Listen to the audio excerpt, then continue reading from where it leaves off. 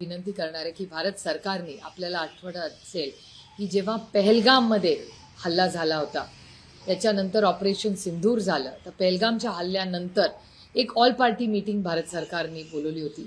मला असं वाटतं ती वेळ आलेली आहे किंवा त्याला कदाचित थोडा उशिरी झालेला आहे.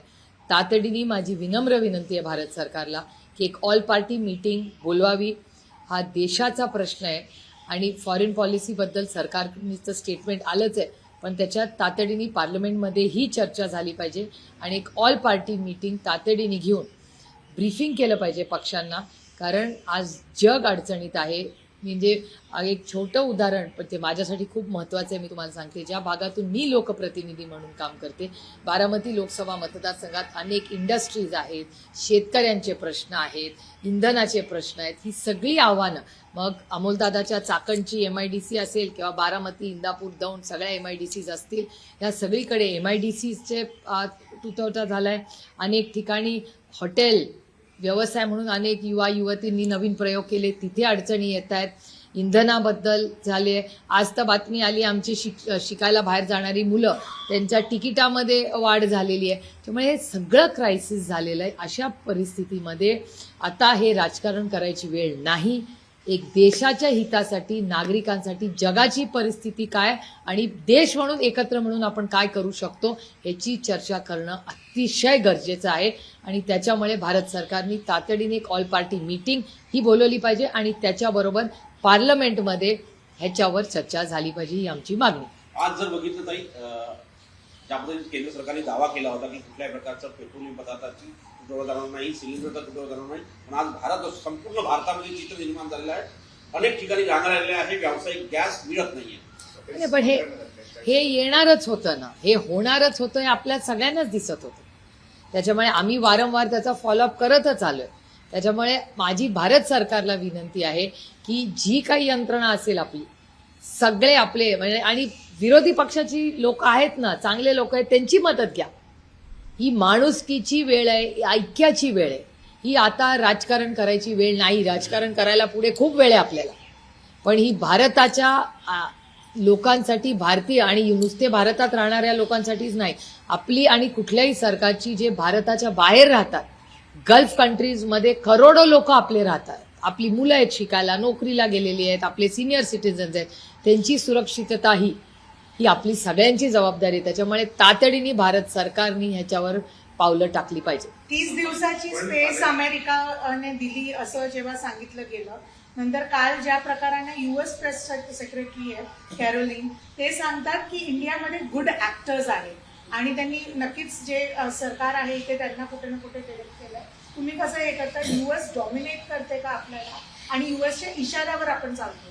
नाही, ही भावना अनेक दिवस राहुलजी आपले लीडर ऑफ ऑपोजिशन आहेत तेही वारंवार बोलत आहेत. अनेक लेख किंवा मिनिस्ट्री ऑफ एक्सटर्नल अफेअर्स पॉलिसीवर काम करणारे जे लोक आहेत किंवा आपलं जे ट्रेड डील होतं टॅरिफ्सबद्दल, आम्ही सातत्याने टॅरिफ्सबद्दल मागण्या करत होतो, त्याच्यात बदल होत होते, त्याच्यात स्पष्टता येत नव्हती सरकारकडून. त्याच्यामुळे फॉरेन पॉलिसी, त्याच्यानंतर कॉमर्स मंत्रालयाची पॉलिसी आणि आता हे नवीन आलेलं गॅसचं आव्हान आणि आपली एनर्जी सिक्युरिटी, ही खूप मोठी आव्हानं आज आपल्यासमोर आहेत. मी पुन्हा तेच म्हणते की ही तू मेमे आणि राजकारण करायची वेळ नाही.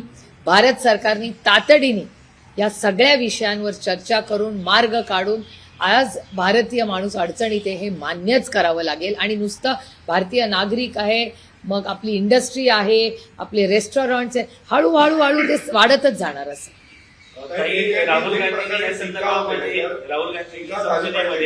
संदर्भात भाष्य केलं होतं, एनर्जी सिक्युरिटी संदर्भात बोललं देखील होतं. विरोधी पक्षांनी मांडलेले मुद्दे सरकार गांभीर्याने घेत नाही का, ते समोर येताना पाहिलं नाही.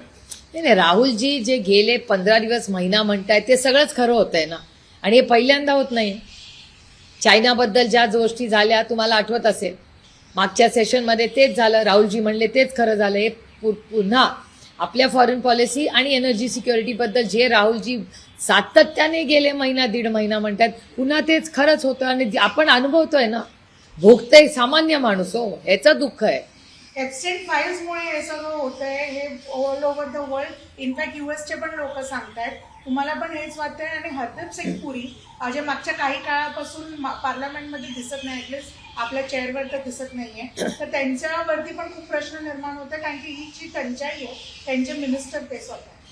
नाही, शक्यता नाकारता येत नाही, कारण का नक्की काय त्या फाईल्समध्ये चाललंय किंवा ज्या ज्या गोष्टी आहेत त्या भयानक आहेत. म्हणजे माणुसकी राहिली आहे का नाही अशा त्या कथा आहेत.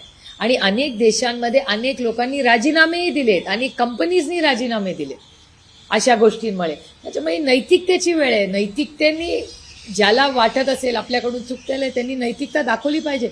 जगामध्ये अनेक लोकांनी नैतिकता केंद्रबिंदू ठेवून राजीनामे दिलेले आहेत.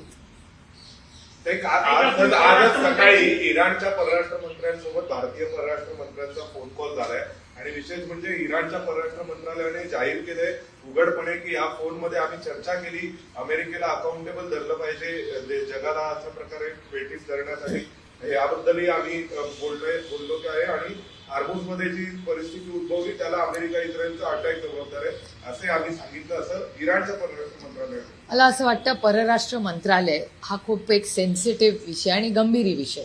त्याच्यामुळे ह्या सगळ्या बाबतीत आपण सगळ्यांनीच थोडंसं आपण बोलताना आपण सगळ्यांनीच त्याचा थोडासा जबाबदारीने बोललं पाहिजे.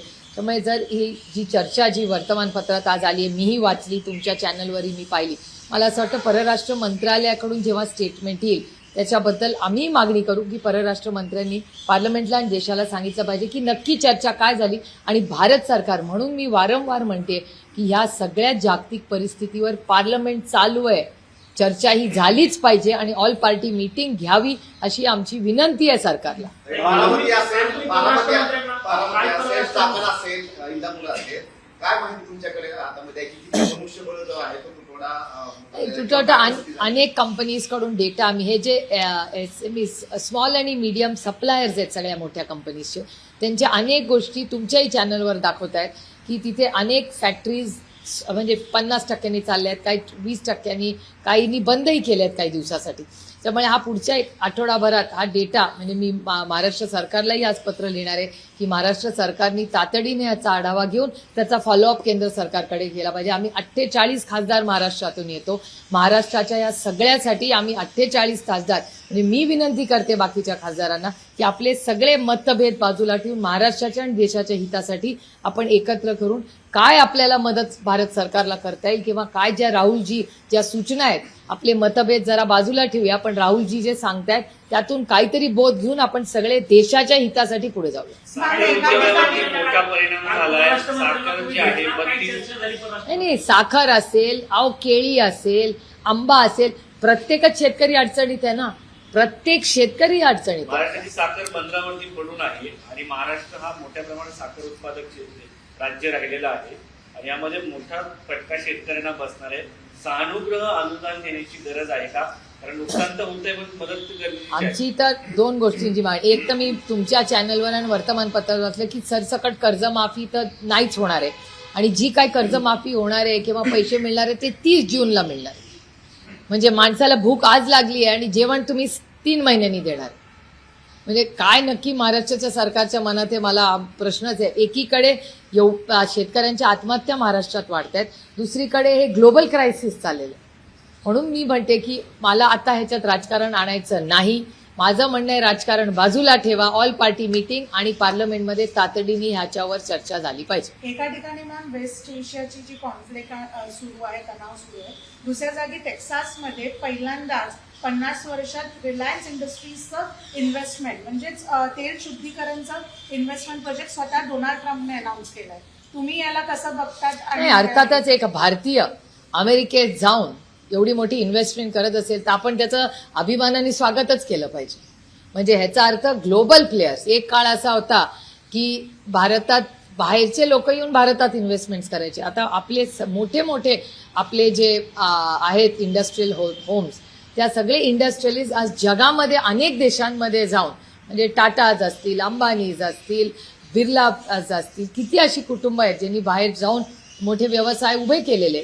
त्याच्यामुळे एक ग्लोबल प्लेअर म्हणून जर भारतीय लोक मोठे होत असतील आणि त्याच्यामुळे 2 पैसे भारतात येणार असतील, भारताच्या लोकांना त्याची मदत होणार असेल तर या सगळ्या गोष्टीचं आपण कौतुक केलं पाहिजे. डॉक्टर एस जयशंकरला तुम्ही काल भेटलात, काय चर्चा झाली? कारण की कॉन्फ्लिक्ट मी जयशंकरजींना एवढीच विनंती करायला गेले होते की जयशंकरजींना की आज महाराष्ट्रामध्ये आणि भारतामध्ये ज्या अडचणी होत्यात आणि आम्हाला इंडस्ट्रीला जो त्रास होतोय त्याची एक त्यांना मी फक्त विनंती करायला गेले की आम्ही हात जोडून विनंती करतो की काहीतरी मार्ग काढा. लोकसभा अध्यक्षांच्या विरोधात अविश्वास प्रस्ताव आला. आता ज्ञानेश कुमार जे मुख्य निवडणूक आयुक्त आहेत त्यांच्या विरोधात देखील अविश्वास प्रस्तावाने तयारी विरोधी पक्ष करत आहे.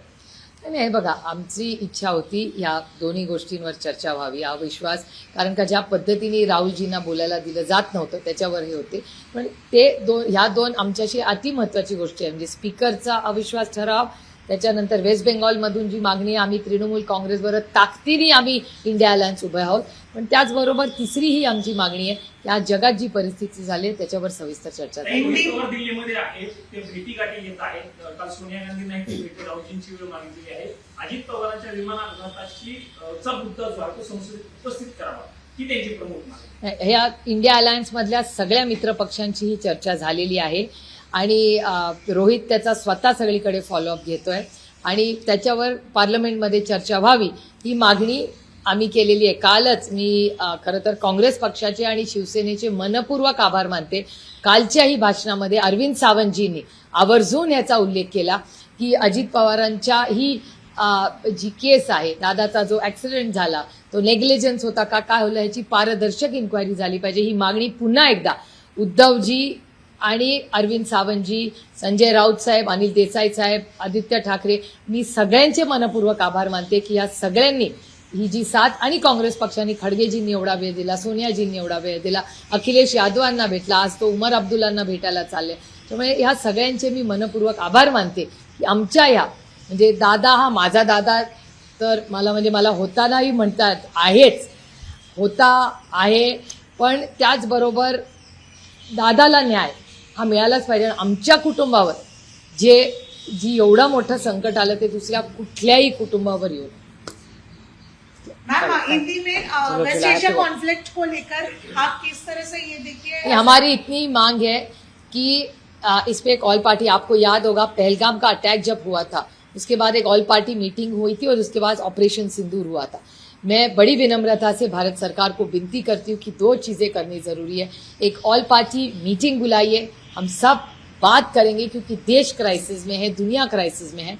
और उसके साथ एक चीज़ भी होनी चाहिए कि पार्लियामेंट में इस पे विस्तार से चर्चा होनी चाहिए. No confidence motion Om Birla के अगेंस्ट तो चल ही रहा है. ज्ञानेश कुमार के जी, तृणमूल कांग्रेस की है मांगे और इंडिया अलायंस पूरी ताकत से तृणमूल कांग्रेस के साथ है.